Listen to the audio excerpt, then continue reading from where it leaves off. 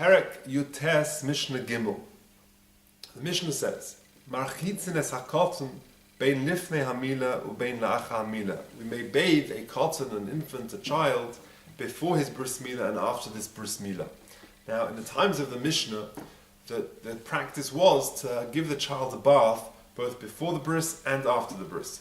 They would have the bath before the bris to give him the strength to endure the bris milah, and they would have a bath after the bris to help him recover from the bris. Now, the Shulchan Aruch brings in Siman Shin Lamed Aleph, Halacha Tes, that this doesn't apply nowadays. The Gemara says, the Shulchan Aruch says, Bizman Chachne HaGemara, Im lo hayu roichtzim es havlad lifnei hamila u'la'acha hamila, if they didn't wash the child before or after the milah, u'bayom hashlishin, on the third day la milah, b'mayim chamin, in warm water, hayu mesuken, it would endanger the life of the child. And therefore, we need to have these halachas that you can be mechal Shabbos, etc. For ha'idna lo nohagu b'rechitza klal. But nowadays, says the Mechaber, we don't have the custom, we don't need to have any bathing. V'dina lirchutz b'Shabbos imrotzu kedin rechitzas kol adam. And therefore, the din of bathing this child is like the din of bathing any other adult or any other person, where there are restrictions about bathing on Shabbos. The Mishnah Berurah says it's because of nishtane hateva, because the constitution of the physical constitution of human beings have changed over the centuries, and therefore we just don't need to do this anymore. So that's the backdrop to this Mishnah, that in the times of the Mishnah they would need to bathe the child before and after the bris milah. And therefore you can be mechal for the Shabbos for that, because it was sakonos nefashos. But again, the rechitza that we do before Shabbos, since you can warm up the water before Shabbos, and you can keep it warm, then that's considered the machshira, which we've discussed previously in the first two Mishnahs, and therefore that needs to be done before Shabbos. Of course, after the milah, if the water spilled or something, and therefore you need water, then once the milah has taken place, you're allowed to if there's no other hot water, you're allowed to actually heat up water on Shabbos for this rechitza, for this bathing, after the milah has taken place. Okay, so therefore, says the Mishnah, Marchitzin hakotzen bein lifnei hamila bein la'ach hamila. You can bathe the child both before the milah and both after the milah. Now, there's a machlokus in the Gemara. What exactly is this marchitzin? Does it mean kedarko? Does it mean normally, or does it mean in an unusual fashion?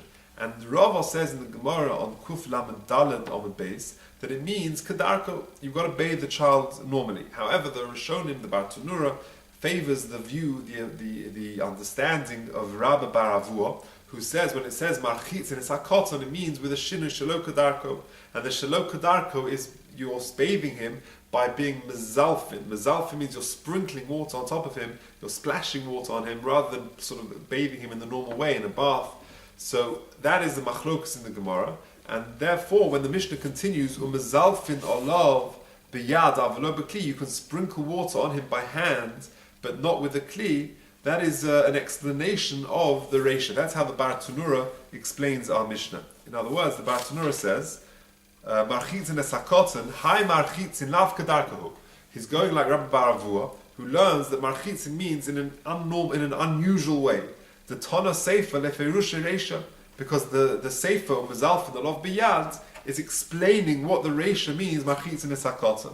Kagon lezalef biyad, you sprinkle water on him with your hand. Avol bekli afilu lezalef also, but to use a keli to sprinkle water on him, even that is also. The kosh ken lichutz kedarkan, certainly you can't bathe him in a bath as one would normally do. Okay, continues the Mishnah. Rabbi Elazar ben Azariah oimer. Rabbi Elazar ben Azariah says, Marchitzin hasakotzen beim hashlishi shechol yos b'Shabbos. You're allowed to bathe a child in water on the third day after his milah, which falls on a Shabbos. So, for example, he has the bris milah on a Thursday. So Friday is day 2, Shabbos is day 3. You're allowed to bathe the baby in hot water on Shabbos. There's a pasuk in the reference to Shem, the episode with after they violated Dinah, Levi and Shimon wanted to take revenge, and they tricked them, as it were, into having bris milah. And then on the third day, after the men have had bris milah, they went and they attacked and they killed the menfolk. But it says, before they were killed, it says, they were in tremendous pain on the third day. Now, the Mefarshim, the Gemara explains that it's not a Raya Gemura, it's not a conclusive proof, because they were adults, and it could be that adults take a little longer to heal from bris milah, but a child heals very, very quickly from bris milah. So it's not a Raya Gemura that the third day is the person who's had bris milah is in more pain, but it's just it's a smach, it's an inconclusive proof. But says Rabbi Lezer that you can be marchitz in the kotzim b'yom hashlishi shechol yos b'Shabbos. Now, there's an interesting machlokus rishonim how to understand this. The Meiri learns that when it says Vayihi bayom hashlishi b'yosem ko'evim, it means adayin ko'evim. They were still in pain, i.e., that certainly on day 1 and day 2 they were in pain, and even on day 3. So all 3 of the first 3 days after the bris milah, the person would be in pain, and you can be mechal Shabbos. Masha'enke, according to the Ram and the Rif and the Rambam, they learn that it's specifically on day 3. That on day 1, a person, when the bris milah actually takes place, that's one thing. Then day 2, he's not in danger, and day 3, the pain intensifies, and he would be back in danger. And an interesting nafkamina would come out as follows: what would happen if a bris was postponed?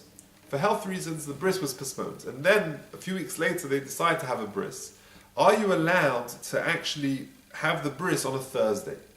So there are some communities which would refrain from doing that. Because if they have the bris on a Thursday, that means that day 2 would be the Friday, day 3 would be Shabbos, and that might lead to potential Chilul Shabbos problems. So there were some communities where they would hold off having a bris which was postponed on a Thursday, because it might lead to Chilul Shabbos problems. Well, the question is, what it would be if the bris was on a Friday? Could they schedule the bris for a Friday? So according to the Meiri, you couldn't. It would be asa, because just like day 3, they would still be in pain. Well, certainly day 1 and 2, they'd also be in pain. And therefore, if you're worried about potential Chilul Shabbos on day 3, you would certainly be worried on potential Chilul Shabbos problems on day 2. So therefore, they wouldn't practice the bris Thursday, and certainly not on the Friday. But according to the others, the Ran, the Rif, etc., they would say no, specifically a Thursday, but to schedule the bris on the Friday would be okay. And that's a debate in halacha. And the Altshuler Mishnah brings down the Shach and Taz in Yerideh. The Shach is in Yerideh, Siman Reish Samach Vav Sif Kotan Yud Ches, and the Taz is in Reish Samach Beis Sif Kotan Gimel. That they favor the view of the Rif and the Ran, and therefore the Thursday, the communities would be noheg not to have the bris on a Thursday, but they would have it on a Friday. But either way, the Magen Avram, like I mentioned earlier, says none of this applies nowadays, because the likelihood of Chilul Shabbos for 7 days after, for a few days, or 2 days, or 3 days after the bris milah is so unusual that we're not choshesh for any of this, and therefore this is a little bit academic, but it's an interesting machlokus rishonim how to understand Vayihi bayom hashlishi b'yosem ko'evim. Okay, Sofek v'androgynous. A child who is a Sofek, v'androgynous, a child who's got simone zochor and nekeva, ein mechalim olav Shabbos, you do not perform the bris on his behalf on Shabbos. Now again, there are 2 ways to understand Sofek over here. One way to understand it is that the Bartanura learns this way, and many learn this way, that a Sofek means Sofek ben Ches, Sofek ben Tes, or Sofek ben Zayin, Sofek ben Ches. In other words, in the times of the Gemara, a child born in the normal incubation period, gestation period for a child is of course 9 months. A child born in 7 months is viable because the maturity could happen more quickly in 7 months. But the Gemara says that if a child is born in the 8th month after conception, then he's like an Evan, he's like a stone, because he's not going to be viable. It's a machlokus in the Gemara, in the Tanoim, whether that means any child born in the 8th month, or does it mean a child born in the 8th month and he shows signs of immaturity. For example, his nails, his hair are not formed properly. And we paskin, the Rambam paskins like Rebbe, who says in the 8th month and his shows signs of immaturity. But that is how they learn a Sofek. It's a Sofek ben Ches, Sofek ben Zayin. We're not sure who this child is. Then you can't be Mechal Shabbos for him. The Meiri learns Sofek means it's a Sofek whether he was born ben Hashmoshes before Shabbos or on Shabbos or late Shabbos afternoon and Sunday. We're not sure if exactly he's a Vadai ben Ches. So it's a Sofek.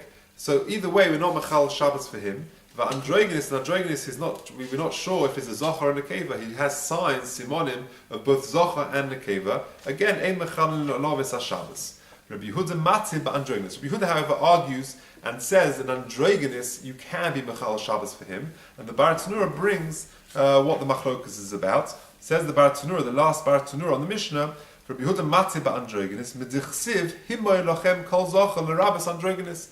He says himol. There's a drosha to be marbe, an androgynous himoil, that's a ribui, and therefore you can even be marbe, you can even do a bris milah on an androgynous. The Tanakama, it says or losai, mishahu kuloi oral. He's 100% oral. Yotzezeh shechetz nekeva. He's 50% zochar, 50% nekeva, and therefore we would not be mechal Shabbos for him. The ein haloch Rabbi Yehuda, the haloch is not like Rabbi Yehuda, and therefore both the sophic and androgynous you would not be mechal Shabbos for them. That is the end of Mishnah Gimel.